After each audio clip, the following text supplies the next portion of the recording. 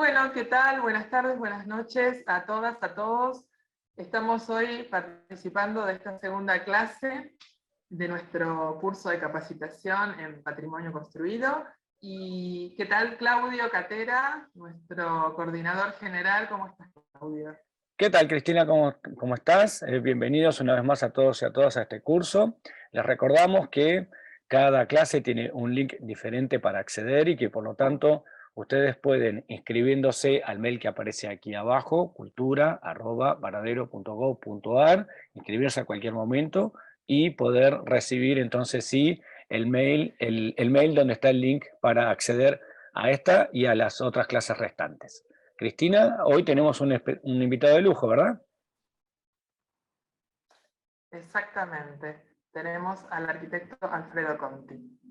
Bueno, y entonces vamos a dar paso ya a la presentación de nuestro segundo profesor, que en este caso es el arquitecto Alfredo Conti. Alfredo es arquitecto por la Universidad Nacional de La Plata, especializado en conservación del patrimonio por la Universidad de Buenos Aires. Es en la actualidad profesor en la licenciatura en Turismo y director del Instituto de Investigaciones en Turismo de la Facultad de Ciencias Económicas de la Universidad de La Plata. Desde el año 2000 actúa como experto de ICOMOS en la evaluación y el seguimiento de sitios de patrimonio mundial en América Latina y el Caribe. Es consultor de la UNESCO en proyectos referidos al patrimonio cultural. Así que bienvenido y muchas gracias por participar, querido Alfredo Conti. Adelante. Hola a todas y todos. Mi nombre es Alfredo Conti y en el marco de este curso teórico de intervención en el patrimonio construido, vamos a hacer una introducción a lo que es el patrimonio cultural argentino, para lo cual me voy a detener particularmente en aquellos bienes patrimoniales que cuentan con una declaratoria nacional. Pero me gustaría, en primer lugar, hacer un muy breve comentario acerca de qué es o a qué llamamos patrimonio cultural. En términos generales, la palabra patrimonio quiere decir un conjunto de bienes. Y cuando hablamos de un patrimonio cultural, podemos a la vez diferenciar entre un patrimonio cultural material o inmaterial. En el caso del patrimonio material, estamos hablando de edificios, conjuntos de edificios, pueblos, barrios de ciudades, lugares, paisajes, a los cuales les damos un valor desde el punto de vista de la historia, la arquitectura, el arte, las ciencias, o también, en algunos casos, un valor estético. Y a su vez, el patrimonio cultural inmaterial está formado por expresiones tales como el idioma, la música, las danzas, las tradiciones, a todo lo cual también le damos un valor como parte de la identidad cultural de una comunidad. En esta charla nos vamos a referir en general a lo que es un patrimonio cultural material. Ahora bien, para hablar del patrimonio cultural en la Argentina, tendríamos que en primer lugar hacer como una aproximación histórica a lo que es el territorio nacional. Y aquí presento un esquema en tres grandes etapas. Esto es muy general, por supuesto que lo podríamos detallar mucho más, pero yo hablaría particularmente de tres periodos. En primer lugar, la presencia de los pueblos originarios. Fíjense que esto le pongo una fecha de inicio de alrededor de 13.000 años antes del presente, dado que desde esa época tenemos testimonios de ocupación de lo que hoy es el territorio nacional por el ser humano. Y no le pongo una fecha de finalización, porque de hecho la presencia de esos pueblos originarios existe hasta el día de hoy. Se inicia luego un segundo periodo, que sería el periodo de ocupación española, lo que en términos generales llamamos el periodo colonial, al cual le podríamos poner una fecha de inicio, 1527, es el año en que se establece el fuerte Sancti Spiritu, en lo que hoy es la provincia de Santa Fe, considerado el primer asentamiento español en el actual territorio nacional. Y este periodo tendría un fin en 1816, que es el año en el cual se declara nuestra independencia nacional.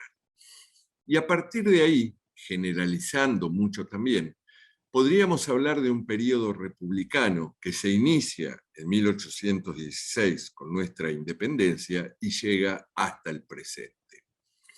Con lo cual, observen ustedes lo siguiente. Si hablamos de un primer periodo en el cual el territorio estaba poblado únicamente por los pueblos originarios, estamos hablando de miles de años. El periodo español son aproximadamente unos 300 años y el periodo republicano es aún más breve, pasa apenas los 200 años. Si bien, como vamos a ver, prácticamente la mayoría de nuestro patrimonio cultural, en términos cuantitativos, en términos de números, pertenece a este último periodo. Ahora bien, ¿cuándo empieza? Y acá salgo un poco de la Argentina para hablar de América Latina. ¿Cuándo empieza esta preocupación por identificar, proteger y conservar edificios, sitios que son considerados parte de un patrimonio nacional?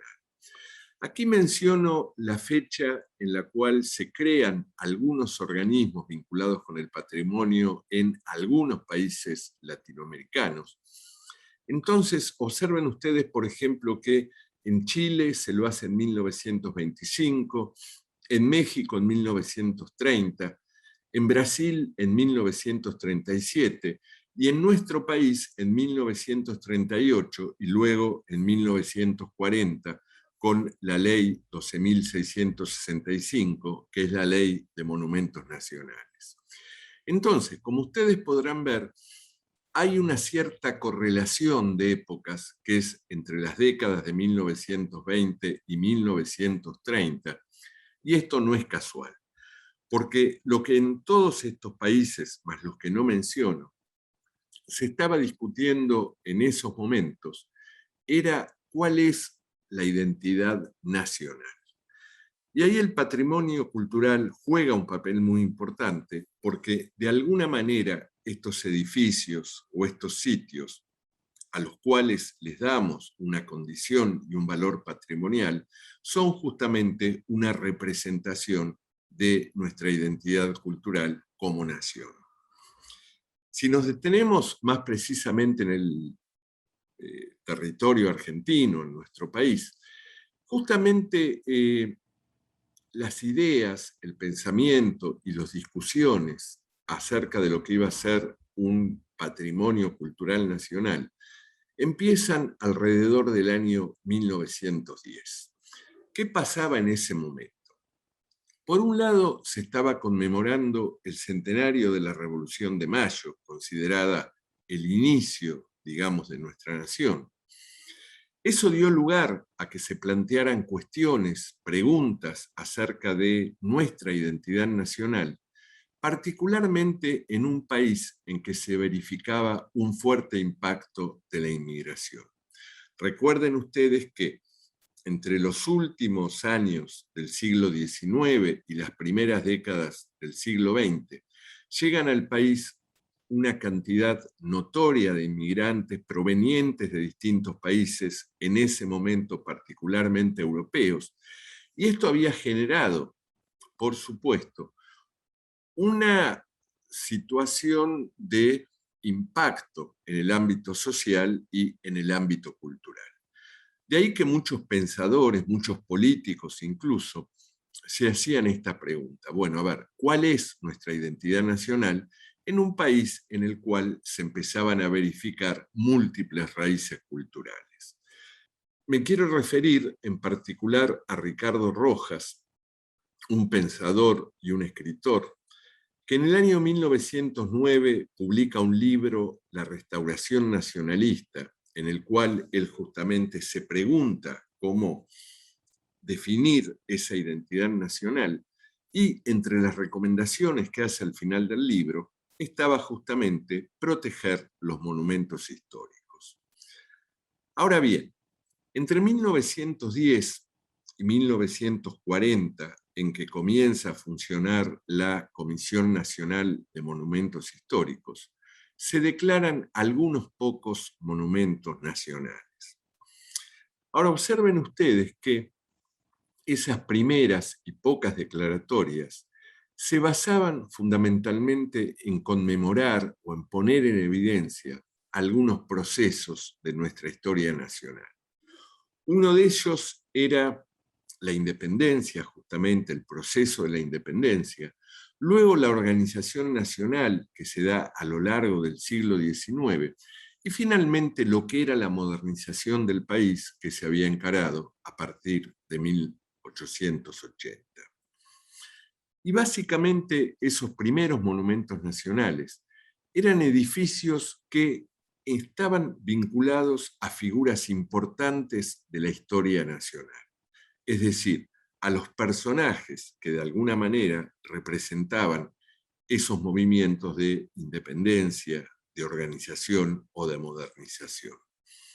En las fotos de la derecha tienen en la superior la casa natal de Sarmiento, en la provincia de San Juan, que fue justamente el primer monumento histórico nacional declarado en el país en el año 1910. Y en la foto inferior, lo que son los restos de la casa del general San Martín, en la localidad de Yapeyú, provincia de Corrientes, en la cual en el año 1915 se declara todo el sector en el cual se encuentran los restos de esta casa lugar histórico nacional. Otros pocos monumentos de ese primer periodo van a estar ligados también a personajes y a momentos específicos de nuestra historia. Les muestro dos. Por un lado, la iglesia de San Francisco en Mendoza, declarada Monumento Histórico Nacional en 1928, por el hecho de que en esa iglesia se conserva una imagen de la Virgen María, ante la cual oró el general San Martín antes de emprender la campaña de los Andes. O, en la otra foto, el Palacio San José, ubicado en la provincia de Entre Ríos, que era la residencia rural de también una de las figuras importantes en la organización del país, como fue Justo José de Urquiza. Justamente quien fuera el primer presidente de la Confederación Argentina, una vez promulgada la Constitución de 1853. Como les decía, en el año 1940 se promulga la Ley de Monumentos Nacionales, que crea este organismo denominado en ese momento Comisión Nacional de Museos, Monumentos y Lugares Históricos. Ahí empieza una labor muy intensa y muy fecunda de esta comisión. Observen ustedes que, por ejemplo, en el año 1940 hubo únicamente 2 declaratorias de monumentos nacionales, pero al año siguiente, 57, al año siguiente, 1942, hay 67. Es decir, esos primeros años de la década de 1940 y a través de esta Comisión Nacional, hubo una cantidad muy importante de declaratorias de monumentos nacionales. Ahora, ¿cuál era la base o cuál era el relato o la narrativa en función de la cual se identificaban los sitios y sobre todo los edificios que se iban a declarar Monumento Histórico Nacional? Y en ese momento, esa narrativa estaba basada en una definición de la identidad nacional que tenía como raíz la herencia hispánica, es decir, el período colonial. Y también lo podríamos expresar de esta manera: religión católica, lengua española, por supuesto, y raza blanca. ¿Qué quiero decir con esto? Que en ese momento inicial no se reconocía todavía, o no se reconocía claramente, los aportes que otros grupos, como podían ser los pueblos originarios o los descendientes de africanos que habían llegado al país esclavizados, podían contribuir a esta identidad nacional. De ahí que, si nosotros tomamos unos primeros 20 años de actuación de la Comisión, o sea, las décadas de 1940 y 1950, en primer lugar, el número de declaratorias por año es muy variable. Como les decía, hay una cantidad importante de declaratorias en la primera parte de los años 40, luego decae entre fines de esa década y la década de 1950. Pero si miramos qué es lo que se declaró monumento nacional, vamos a ver que hay un predominio de templos católicos. Tanto del período colonial y fundamentalmente del período colonial o español, aunque también otros templos importantes de épocas posteriores. Hay, por supuesto, algunos monumentos civiles que incluyen tanto casas, residencias de personajes de la historia, cabildos, por ejemplo, postas en lo que era el sistema vial colonial, y también un tipo de sitio muy particular que son los sepulcros históricos, es decir, las tumbas de algunos personajes importantes. Y a lo largo de todo este primer periodo se van a poner en evidencia fundamentalmente valores históricos. Van a ver, por ejemplo, que valores estéticos o arquitectónicos van a aparecer en realidad en evidencia años más tarde. Simplemente para mostrar algunos ejemplos, yo les decía que particularmente en esta época se va a poner en evidencia la arquitectura religiosa del período colonial. En la foto de la derecha ven la capilla de Candonga, en la provincia de Córdoba, declarada Monumento Nacional en el año 1941. En este caso estamos ante una capilla modesta, y durante esos primeros años prácticamente todas las capillas y templos que habían quedado en pie del siglo XVIII fundamentalmente, y algún ejemplo muy excepcional del siglo XVII, alcanzan ese carácter de monumento histórico nacional. Y por otro lado, una catedral, en este caso la de Catamarca, que no es del periodo colonial, ya pertenece al periodo republicano, pero también un templo católico muy importante que en 1941 se declara también Monumento Histórico Nacional. Entre los edificios civiles de ese primer grupo de monumentos nacionales, como les comentaba, hay cabildos, por ejemplo, ahí a la izquierda se ve el de Córdoba, o bien otro tipo de edificios, ahí está la posta de Yatasto en la provincia de Salta, que además del carácter edilicio que tiene una importancia histórica muy importante, vinculada a dos de nuestros personajes históricos fundamentales, como son el general José de San Martín y el general Manuel Belgrano. Hacia el final de este periodo, entre las décadas de 1940 y 50, vamos a ver cómo se van a incorporar otro tipo de bienes, más allá de lo que son edificios, de los cuales menciono dos. Por un lado, un sitio arqueológico, Santa Fe la Vieja, en la provincia de Santa Fe, declarado Monumento Histórico Nacional en 1957. Y estos son los restos de lo que fue la primera ciudad de Santa Fe, que unos 90 años después de su fundación por los españoles es trasladada, dado que el sitio original era proclive a inundaciones. O en la otra foto, la isla Martín García, en el Río de la Plata, declarada Lugar Histórico Nacional en el año 1958. En este caso, una isla ligada también y vinculada a distintos acontecimientos importantes de nuestra historia nacional. Si pasamos a un periodo posterior, las décadas de 1960 a 1970, vamos a verificar también que el número de declaratorias continúa variable según los años. Es decir, nos vamos a encontrar con años o periodos cortos en los cuales hay una cantidad importante de declaratorias, en cambio otros en los cuales no. De pronto hay 3 o 4 declaratorias por año. Ahora, en relación con qué es lo que se declara, por un lado vamos a ver una continuidad de los tipos de patrimonio que mencionaba en las décadas anteriores. Iglesias, particularmente, templos católicos, residencias o casas de personajes importantes de la historia, sepulcros históricos, pero vamos a ver cómo paulatinamente se van agregando nuevos tipos de bienes patrimoniales que incorporan además nuevos temas que no se habían visibilizado, es decir, no se habían puesto en evidencia antes. Entre ellos van a ir apareciendo sitios arqueológicos que son testimonio de la presencia de los pueblos originarios.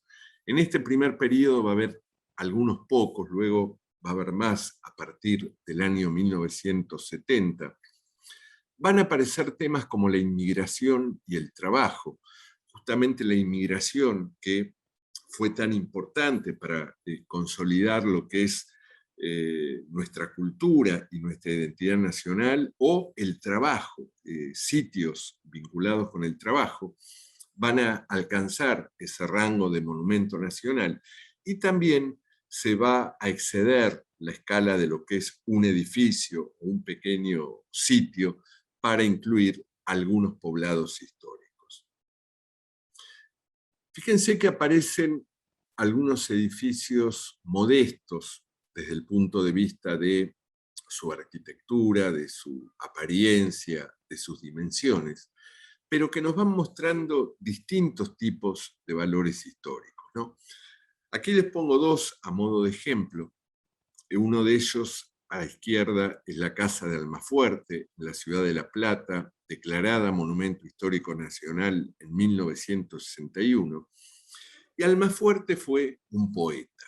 Es decir, observen ustedes que con esto no solo se está conmemorando de alguna manera a personajes de la historia nacional, de la política o militares, sino que aparece el tema de aquellas personas que hicieron aporte a la cultura. Y en el caso particular de Almafuerte, también a la educación, ¿no? Almafuerte era básicamente un maestro, además de ser un poeta, y un personaje muy ligado, podríamos decir, a lo que era el pueblo o la comunidad. Y en la foto de la derecha se ve la Capilla de los Negros, en la ciudad de Chascomús, en la provincia de Buenos Aires, declarada Monumento Histórico Nacional en 1962, y un edificio que, como pueden ustedes ver, también tiene características y apariencia muy modesta, pero su valor está en que justamente era la capilla de la comunidad afro, ¿no? De la comunidad, como su nombre lo indica, de los negros en esa localidad de Chascomús. Pero van apareciendo otros tipos de patrimonio. Les decía que algunas particularidades de este periodo que estamos viendo respecto al anterior es que empieza a haber un reconocimiento en calidad de monumentos nacionales o de lugares históricos nacionales de los pueblos originarios o de la inmigración. Y acá les traigo dos ejemplos. El de la izquierda es la Tambería del Inca en la provincia de La Rioja, que justamente se trata de un sitio arqueológico, es decir, un sitio, como ven ustedes, que presenta ruinas de lo que fue un asentamiento anterior a la llegada de los españoles. Y en la foto de la derecha, la plaza de la ciudad de Esperanza, en Santa Fe, declarada lugar histórico nacional en 1971, que justamente Esperanza es una de las primeras colonias agrarias que se fundan en el país con la inmigración que llegaba a fines del siglo XIX. Es decir, aquí ya hay un reconocimiento del aporte tan importante que hicieron esos grupos inmigratorios a nuestra cultura y a nuestra identidad nacional.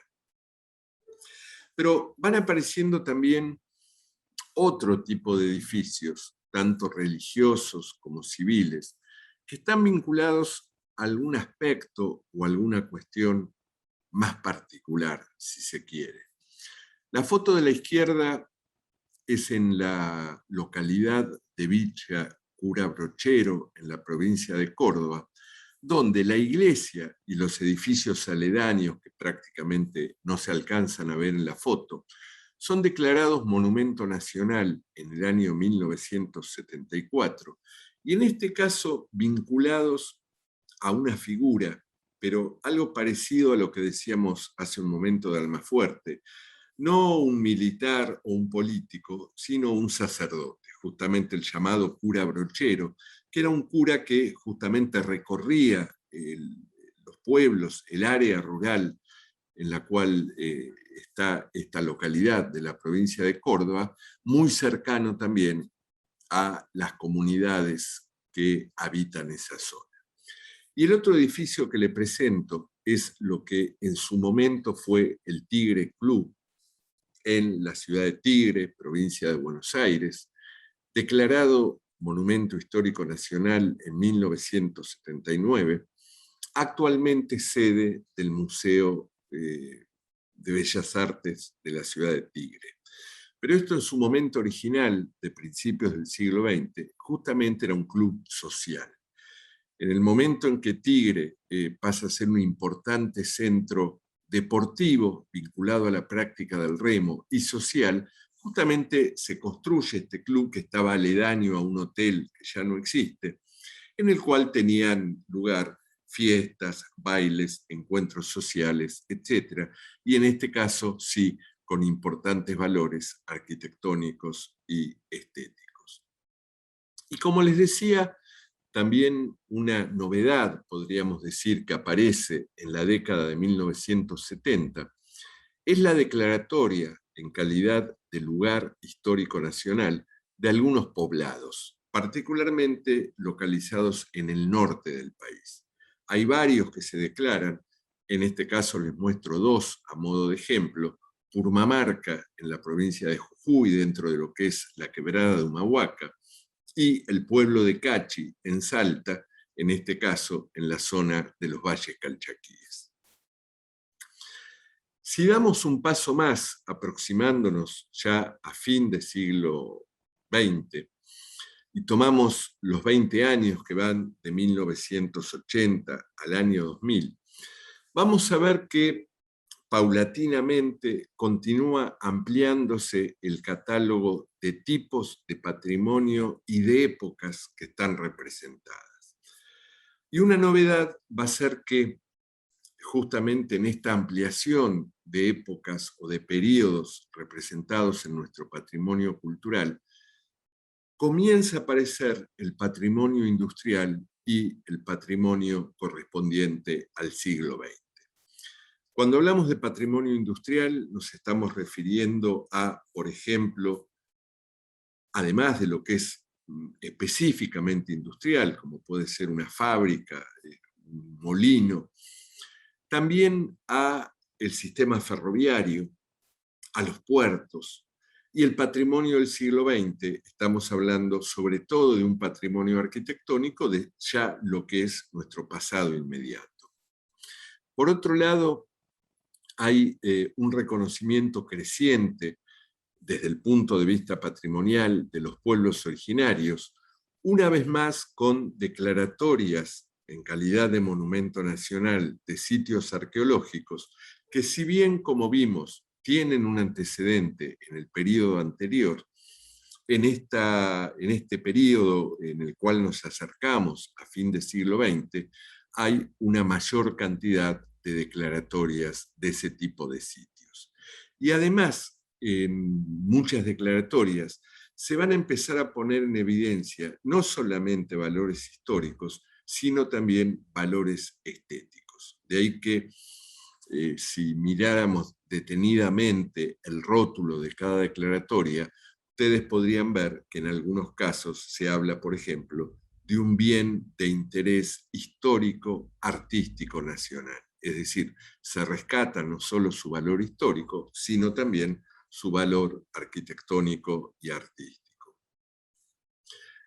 Para poner algunos ejemplos de esta época, bueno, les mencionaba que se incorpora lo que es el patrimonio industrial, y ahí tienen un ejemplo, el cablecarril La Mexicana, en la localidad de Chilecito, provincia de La Rioja, declarado Monumento Histórico Nacional en el año 1982. En este caso se trata de una instalación, podríamos decir, ingenieril, o sea, de una obra de ingeniería, vinculada a una actividad industrial como es la minería. Por esa época también hay una declaratoria que son las misiones jesuíticas, localizadas particularmente en la provincia de Misiones. Esto en realidad pertenece al período español, al período colonial, pero fue esa experiencia tan particular que hizo la Orden de los Jesuitas cuando se internan en un territorio correspondiente hoy a Argentina, Paraguay y Brasil, y establecen entonces estos pueblos que llegan, por supuesto, a nuestros siglos en ruinas, porque los jesuitas fueron expulsados de todos los territorios españoles a fines del siglo XVIII. Les decía también que, aparte de una ampliación en temas, hay una ampliación en épocas. Se empieza a incorporar el patrimonio del siglo XX o construcciones del siglo XX de distinta expresión. Ahí tienen en la foto de la izquierda la Casa Cruchet, que está ubicada en la ciudad de La Plata, declarada Monumento Histórico Nacional en el año 1987. Y es una casa que tiene una particularidad. Por supuesto, como ustedes pueden ver, es una casa que corresponde a lo que se llama el movimiento moderno en la arquitectura, era una casa de vanguardia en la época. Pero la gran particularidad es que fue proyectada por el arquitecto Le Corbusier.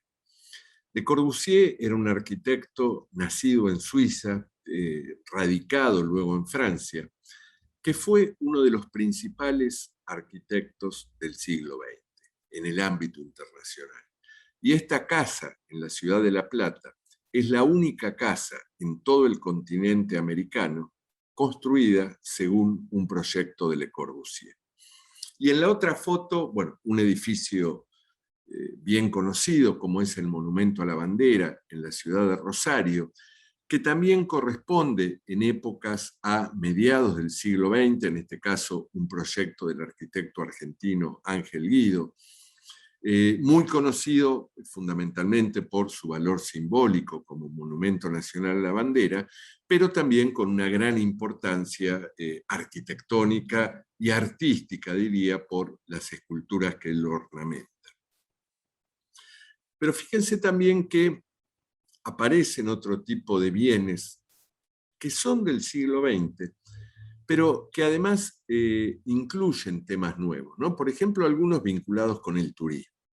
Por ejemplo, el conjunto de Mar del Plata, el conjunto de Hotel Provincial, Casino, La Rambla, Bristol, que es prácticamente un ícono de la ciudad de Mar del Plata, declarado todo ese conjunto Monumento Histórico Nacional en el año 1989, o, si nos vamos a la Patagonia, el Centro Cívico de Bariloche, también declarado Monumento Histórico Nacional en 1989, y en ambos casos esto tenía que ver, digamos, con la promoción turística de estos lugares, ¿no? Mar del Plata, por un lado, como principal centro turístico del país, y Bariloche, quizás el segundo centro turístico del país, en este caso, bueno, principal centro turístico de la Patagonia.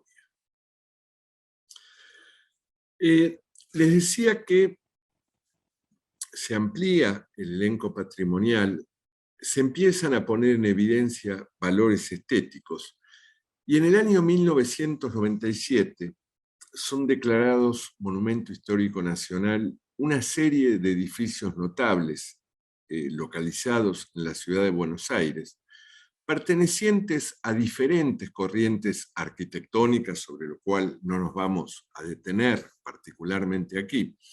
Pero fíjense que entre ellos, por ejemplo, está la estación Retiro, el edificio de lo que era el ferrocarril Mitre, del cual en la foto de la izquierda ustedes están viendo el hall, pero saben que a continuación viene el área de andenes con esas grandes bóvedas metálicas. Esto pertenece también a lo que se denomina la arquitectura de la Revolución Industrial y es no solo desde el punto de vista arquitectónico la principal estación ferroviaria que hay en nuestro país, sino que es una estación que por sus dimensiones, por su arquitectura, por su expresión, tiene también una importancia internacional.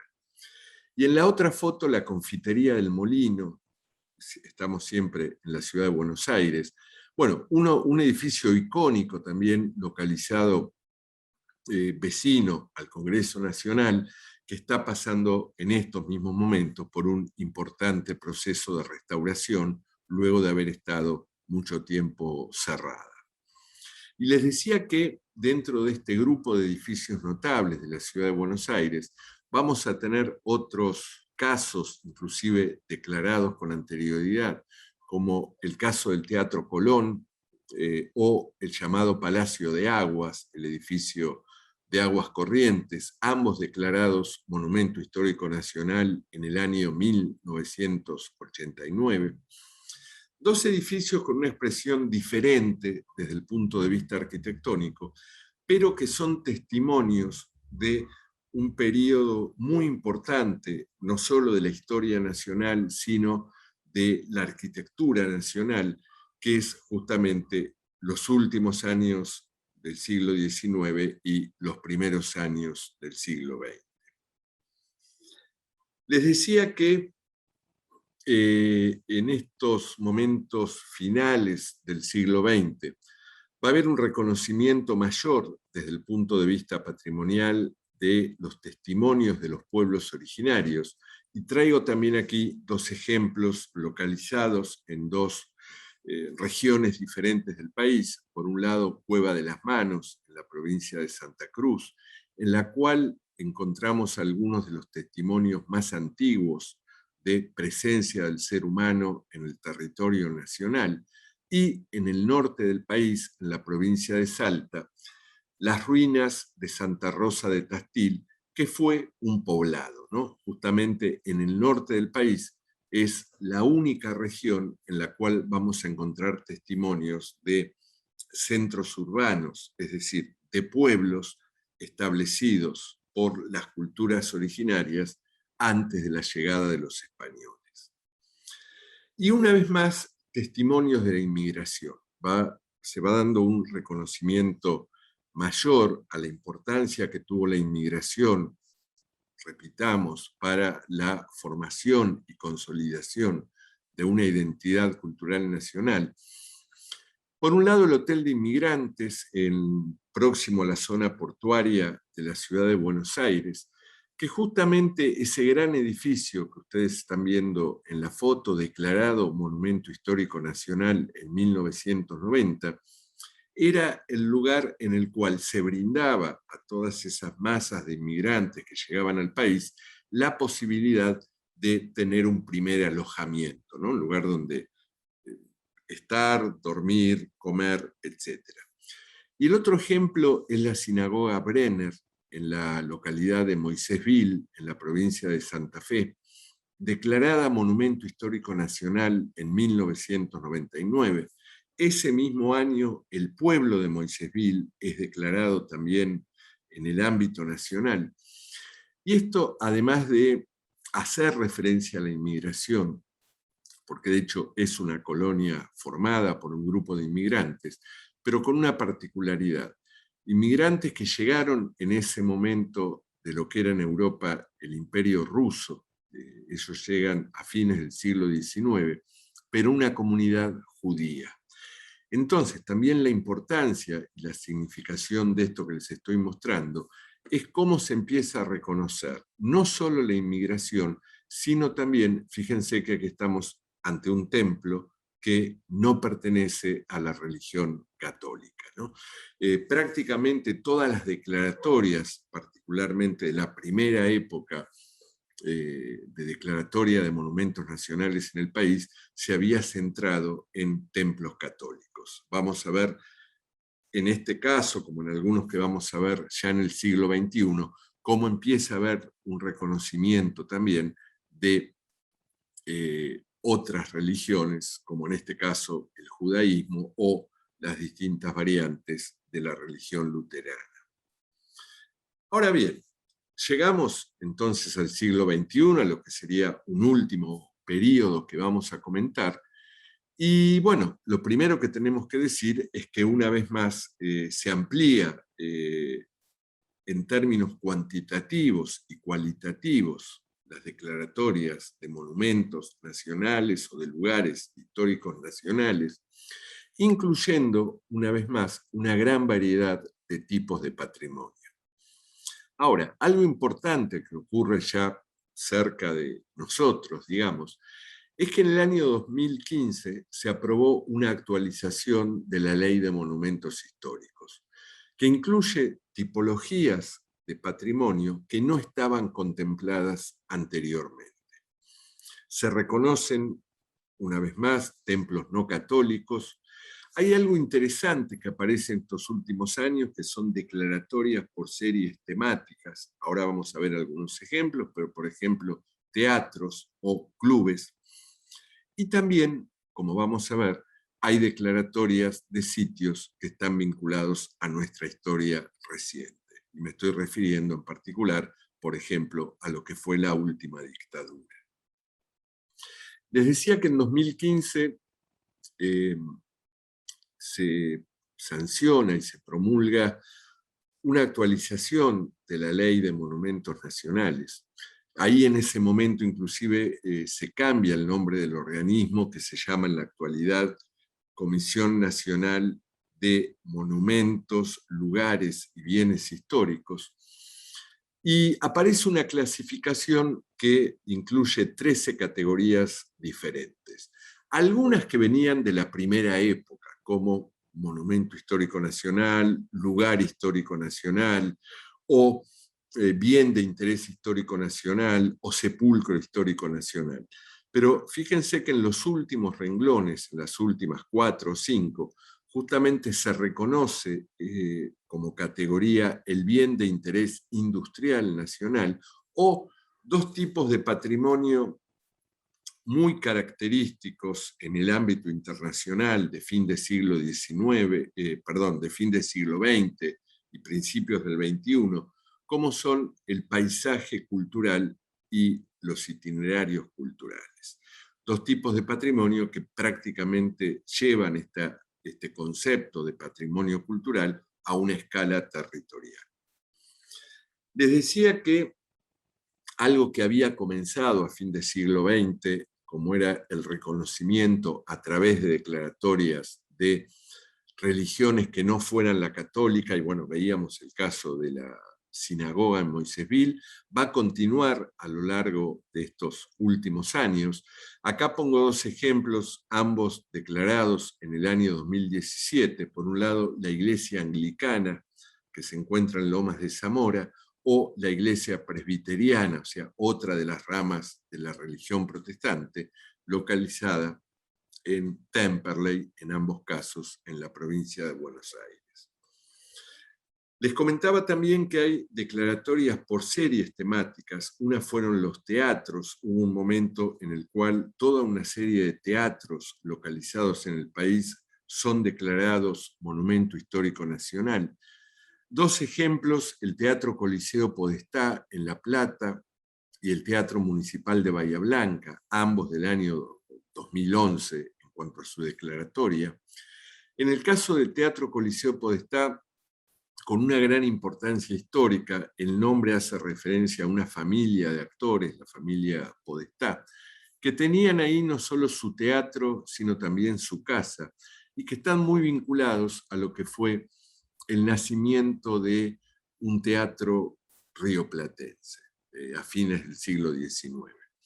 Y por otro lado, el Teatro Municipal de Bahía Blanca, que es un ejemplo de tantos teatros que existen en muchas localidades de nuestro país, de hecho en ciudades grandes, como puede ser el caso de Bahía Blanca, pero aún también en otras ciudades muy pequeñas, en muchos casos construidos por algunas de las colectividades de inmigrantes, particularmente la española y la italiana. Ustedes pueden ir a muchas ciudades del país y se van a encontrar que hay un teatro italiano o un teatro español.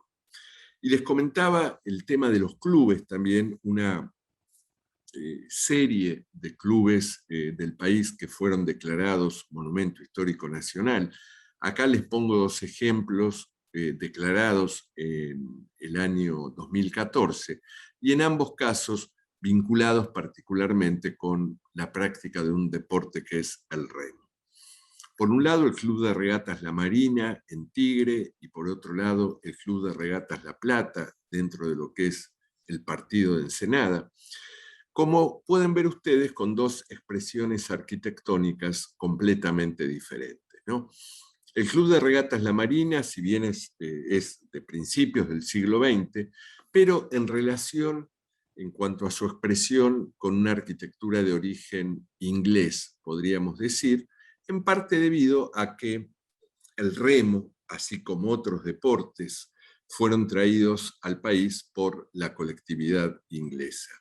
En cambio, en el caso del Club de Regatas La Plata, también un ejemplo muy significativo, muy importante, de lo que es la arquitectura moderna, ¿no? La arquitectura moderna, como veíamos hace un momento, la Casa Curuchet, por ejemplo, como ven ustedes, ya despojada de ornamentación, con volúmenes puros, blancos, además, bueno, todos rasgos típicos de esa corriente arquitectónica que va a florecer en el país a partir de fines quizás de la década de 1930.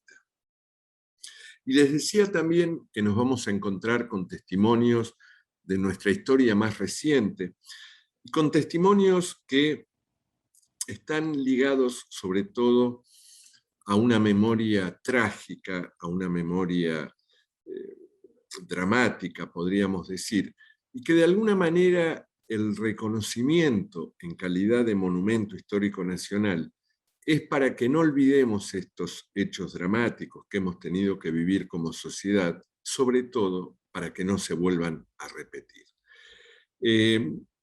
La foto de la izquierda es la ex Escuela de Mecánica de la Armada en la ciudad de Buenos Aires, que, como saben ustedes, fue el principal centro de detención ilegal, de tortura, de muerte, de robo de bebés, de robo de recién nacidos, que dejó la última dictadura militar.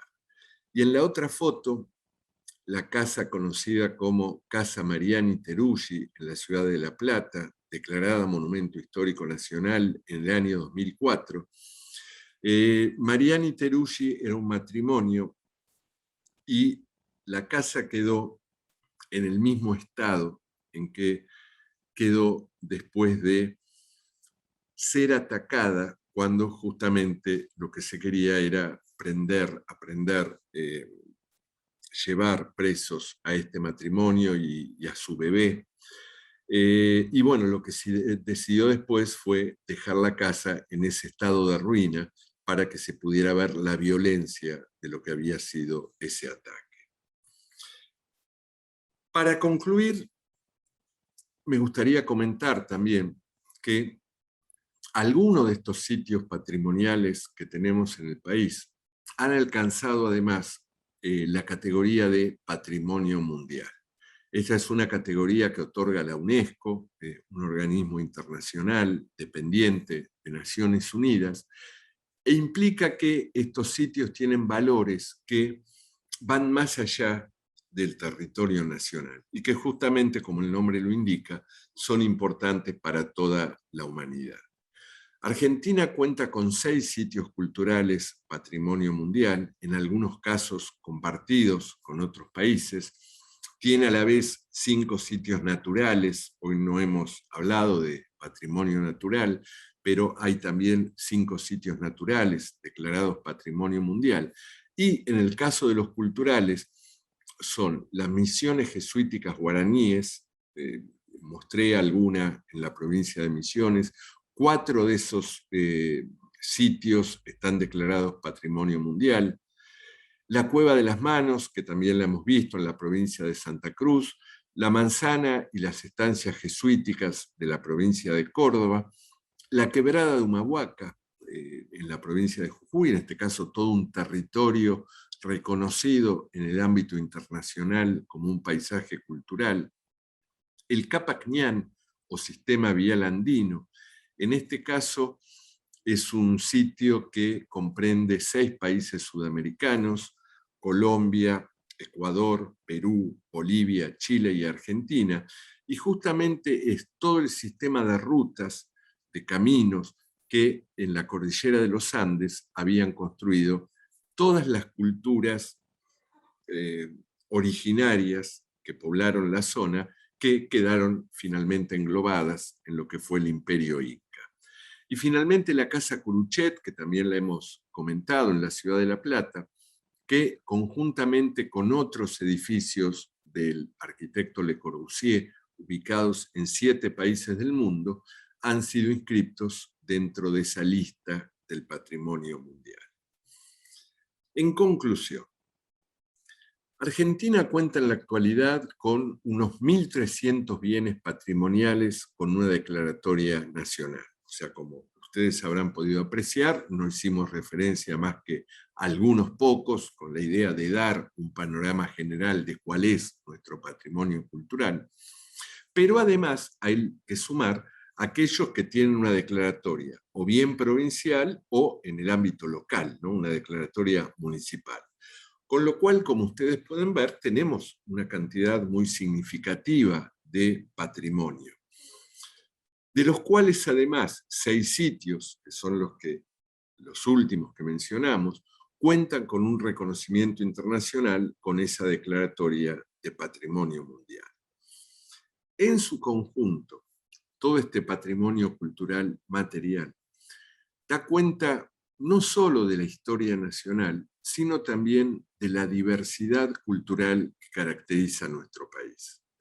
Vieron que vimos edificios, sobre todo, de diferentes estilos, de diferentes épocas, de diferentes funciones, vinculados con diferentes grupos humanos, todo lo cual, en definitiva, hace que ese patrimonio sea una muestra de nuestra identidad cultural. Y de ahí que proteger, conservar y legar ese patrimonio a las generaciones futuras es un compromiso de toda la sociedad, es decir, del gobierno, por un lado, en sus distintos ámbitos, de los profesionales, de las personas que están interesadas en defender el patrimonio, pero también de toda la comunidad, porque si no contamos con una comunidad consciente y participativa, es muy difícil poder conservar el patrimonio. Así que me despido deseando que esto haya sido del interés de ustedes, que sea de utilidad y agradeciendo mucho por la atención que me han prestado. Gracias y hasta pronto. Bueno, muchísimas gracias, Alfredo Conti. Excelente la exposición, muy clara, muy precisa. Sobre todo nuestro patrimonio cultural argentino, tan rico, tan vasto, en esta mirada que en tan poco tiempo hemos podido disfrutar conociendo un poco más nuestro patrimonio. Cristina, nos despedimos entonces, ¿verdad? Hasta la próxima clase, en la clase número 3. Exactamente. Y la clase número 3, ya adelanto un poquitito, va a estar nuestro amigo Claudio y la directora de Cultura de Varadero, Verónica Noya, haciendo su transmisión de conocimientos acerca del patrimonio tan valioso que tiene la provincia de Buenos Aires y el partido de Varadero. Así que va a ser una muy interesante clase. Estamos atentos. Muchas gracias. Buenas noches a todos. Nos volvemos a ver en la próxima.